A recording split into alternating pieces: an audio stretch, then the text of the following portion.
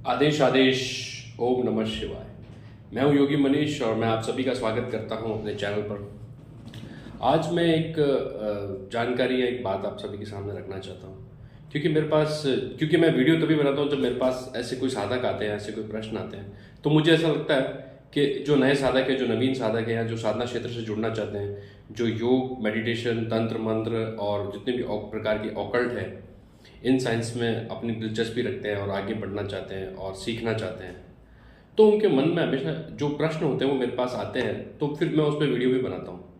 तो आज एक ऐसे प्रश्न के साथ, और जो ऐसा प्रश्न मेरे सामने कई बार ही आया है, तो मैंने सोचा आज उस पर एक वीडियो बनाया जाए। तो बात यह है कि साधकों का एक सबसे बड़ा कन्फ्यूज़न होता है, जो नवीन साधक है उनका एक सबसे बड़ा कन्फ्यूज़न होता है कि कौन सी परंपरा के साथ जुड़ा जाए या कौन से गुरु को धारण किया जाए।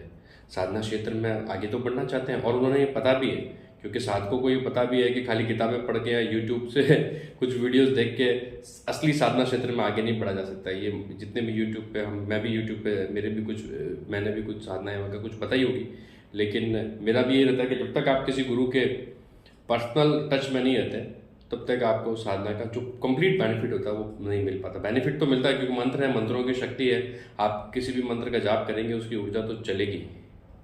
लेकिन कभी कभी ऐसा होता है कि पूर्ण रूप से आप फायदा लेना चाहते हैं तो गुरु परंपराएं, गुरु लीनियज से जुड़ना जरूरी है। तो गुरु लीनियज क्या है, गुरु परंपरा क्या है, इसके बारे में थोड़ा सा पहले बात करेंगे।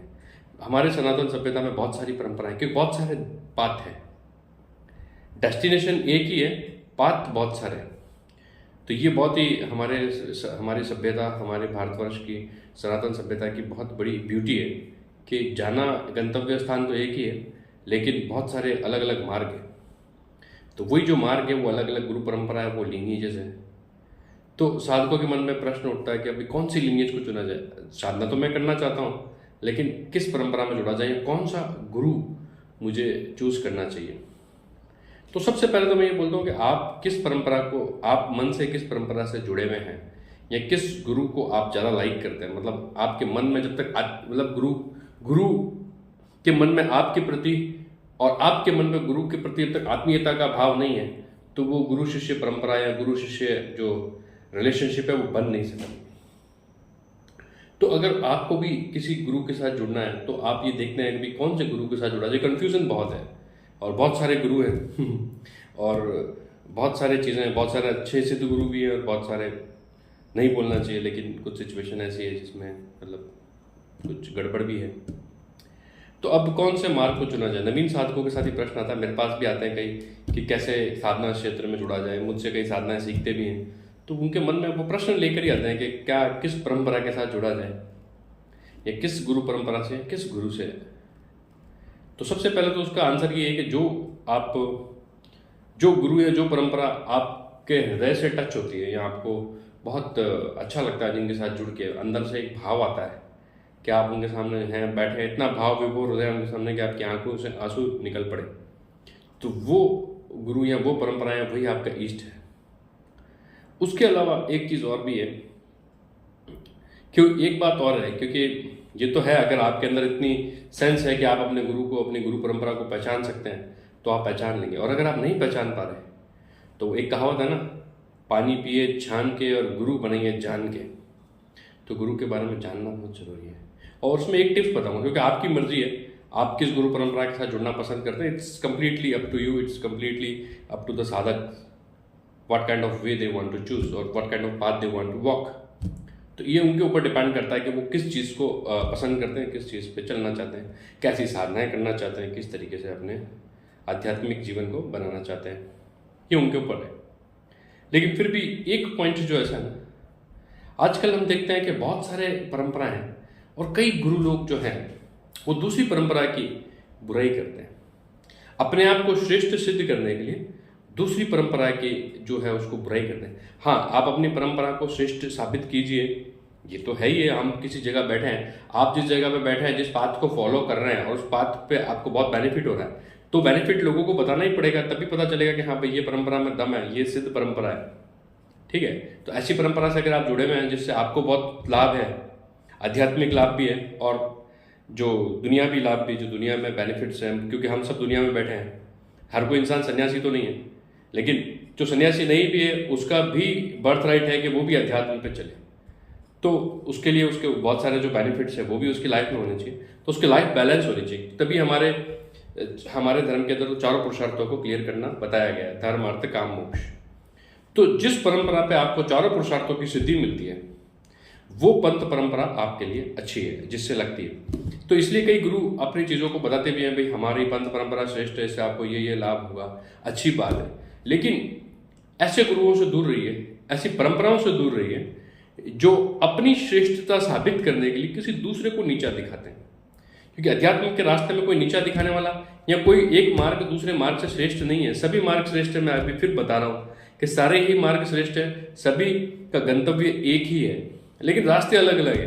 तो रास्ता तो आपको चूज करना है, कौन सा रास्ता आपको पसंद है। कई लोग होते हैं कि बहुत स्मूथ रास्ते से जाना चाहते हैं, कई लोग होते हैं कि बहुत अप्स एंड डाउन इस तरीके से ऐसी राइड्स पसंद करते हैं कि भाई हम ऑफ रोड जाना चाहते हैं। तो आप ऐसे रास्ते से भी जा सकते हैं, पर जाना गंतव्य तो एक ही है, आपकी डेस्टिनेशन तो एक ही है। अगर आप किसी भी आध्यात्मिक मार्ग पे चलेंगे तो आपकी डेस्टिनेशन एक है और एक ही होनी चाहिए। अगर कुछ और है तो फिर वो आध्यात्मिक मार्ग नहीं है।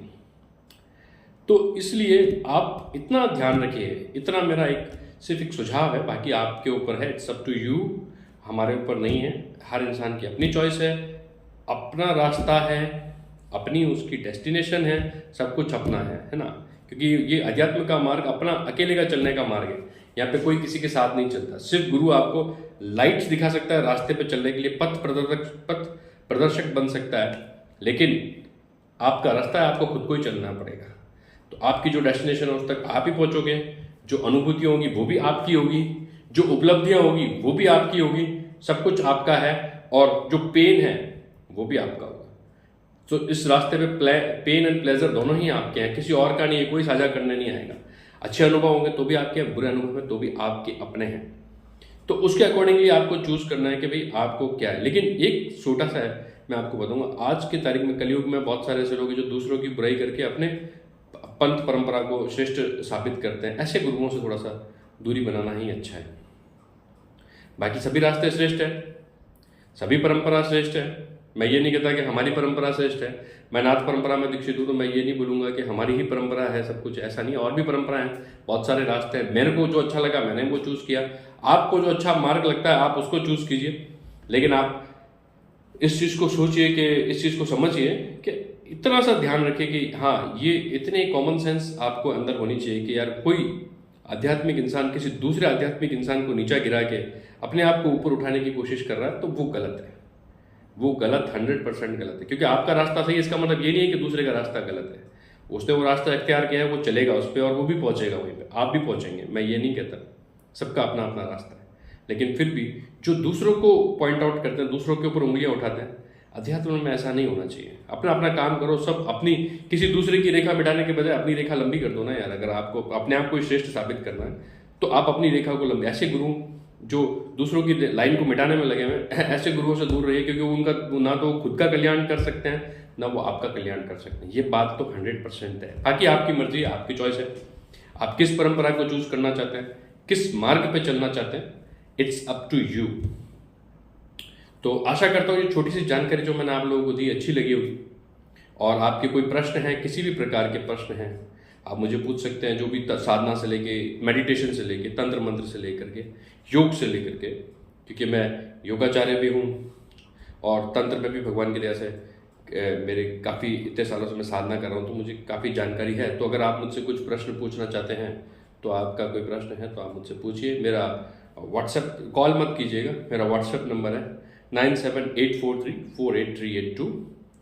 और कोई भी प्रश्न है तो आप मुझे कमेंट बॉक्स में कमेंट करके भी आप पूछ सकते हैं। आदेश आदेश। ओम नमः शिवाय।